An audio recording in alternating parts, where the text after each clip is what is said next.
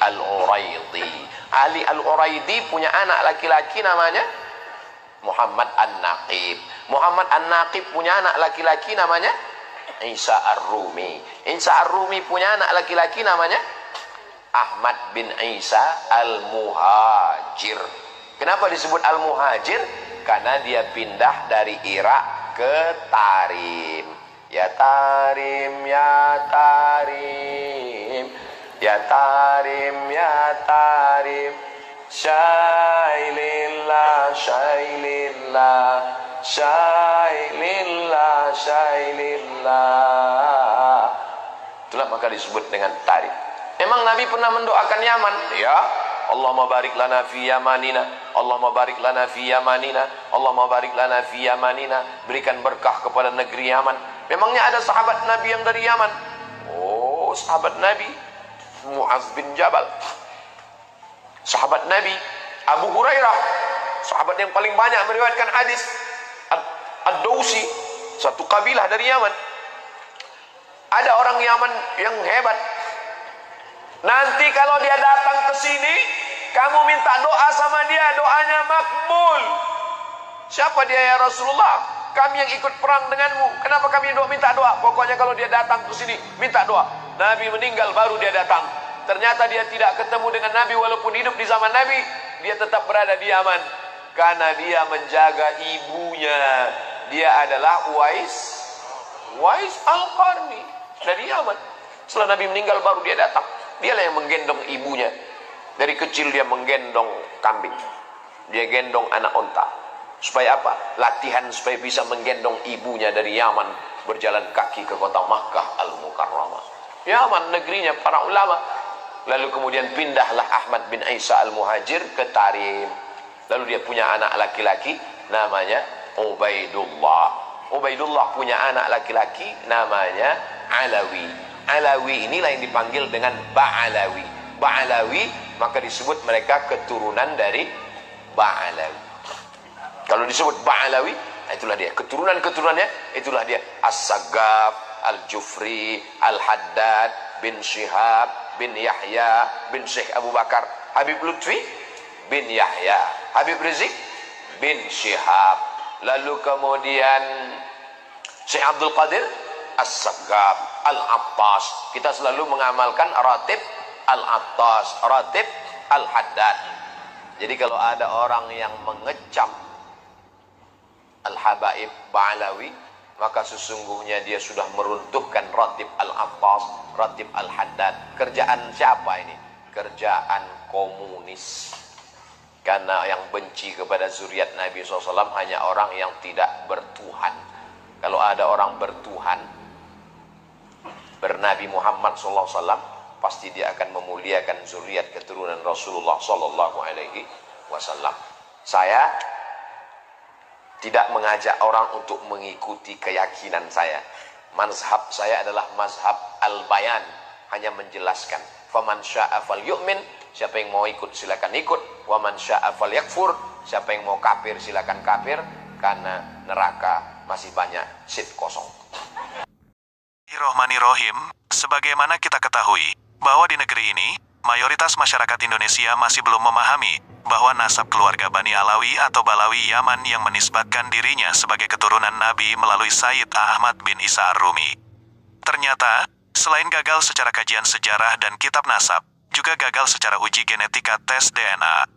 Kesimpulannya, menurut data kitab nasab hingga sekitar abad ke-10 Hijriah, baru muncul nama Ubaidillah bin Ahmad bin Isa, yang konon hijrah dari Basrah Irak ke Hadramaut. Padahal dalam data dan kesaksian Nakib Irak, Sayyid Ahmad bin Isa tidak pernah hijrah ke Yaman, bahkan makam beliau ada di kota Muktabaro, selatan Baghdad. Hanya berputra 3 orang, yaitu Sayyid Muhammad, Ali dan Hussein, yang ketiganya berketurunan dan membuat nakobah untuk saling mencatat nama keturunannya. Kesimpulannya, tidak ada nama Ubaidillah sebagai anak Ahmad bin Isa. Artinya hal tersebut berarti fiktif dan batal sesuai ilmu nasab. Dan yang lebih tragis lagi di era sekarang, dengan kemajuan teknologi, yaitu ilmu genetika yang sudah lazim, bahwa susunan basa nukleotida dalam DNA kita telah dapat dibaca dengan sangat presisi. Maka menunjukkan bahwa mereka ini sama sekali bukan bangsa Arab, karena gen ras Arabnya sangat-sangat kecil sekali. DNA adalah molekul yang mengkode sifat genetik suatu organisme. Setiap data dari tiap sel di tubuh manusia tersimpan di dalam DNA. Selain itu, DNA mengatur fungsi dan pertumbuhan tiap-tiap sel. Ketika manusia melakukan proses reproduksi, akan ada penggabungan antara DNA ayah dan ibu. Nantinya DNA ini akan terus diturunkan kepada keturunan selanjutnya, baik pada anak-anaknya, cucu-cucunya, dan seterusnya. Itulah mengapa kita bisa melacak keaslian seorang anak dari DNA ini. Untuk mendapatkan DNA hanya dibutuhkan sedikit sekali sampel. DNA bisa didapatkan di mana saja di seluruh tubuh manusia, rambut, kuku, air liur, dan sebagainya. Yang penting jaringan tersebut mengandung sel, pasti di dalamnya ada DNA. Ketika zaman dahulu kala, banyak orang-orang Timur Tengah mengaku sebagai keturunan Nabi Muhammad.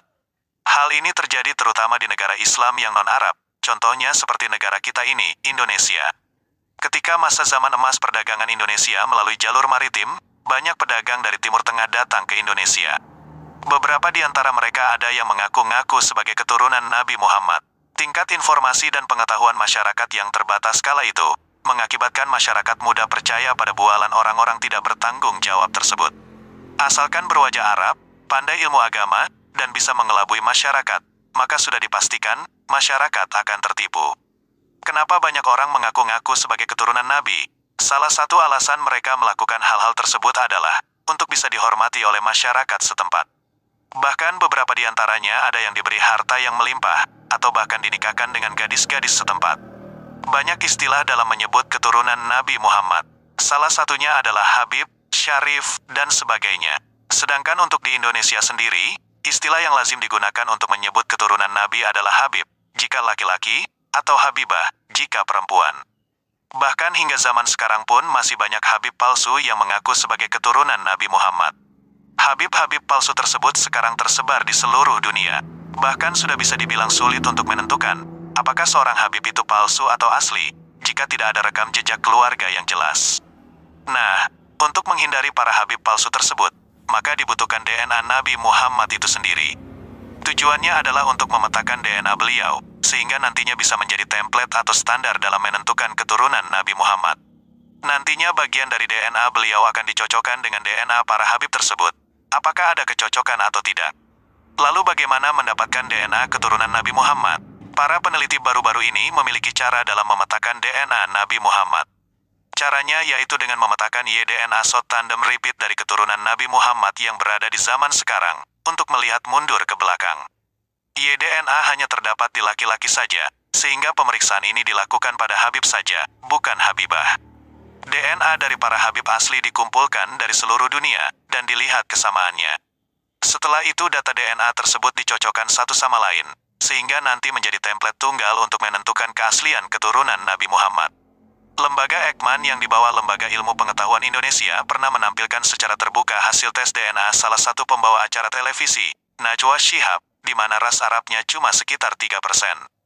Dan hal ini sebenarnya bukan barang baru di Timur Tengah sana, karena ketika tes DNA di Family Trade pada awal tahun 2000-an yang open posting hasilnya dipublish, maka bisa terpetakan bahwa DNA dari keluarga-keluarga zuriyah Nabi yang tersebar di dunia Islam, baik yang dari jalur Al-Hasani maupun Al-Husaini, ternyata telah terdeteksi secara presisi dengan baik.